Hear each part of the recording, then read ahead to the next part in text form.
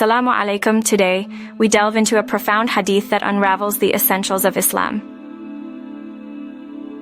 Biao, join me in exploring the dialogue between a curious man from Najd and our beloved Prophet Muhammad.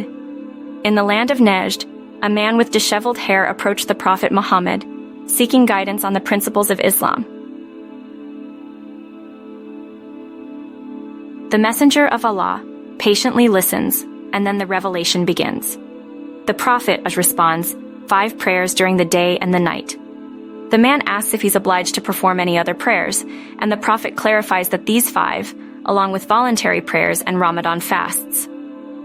The inquirer seeks more clarity, asking if there are additional obligations.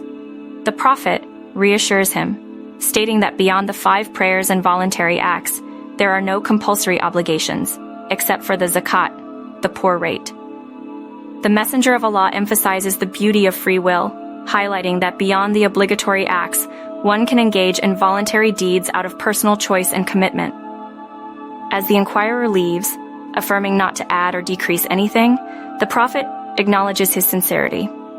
This hadith teaches us the simplicity of Islam's pillars and the beauty of voluntary acts.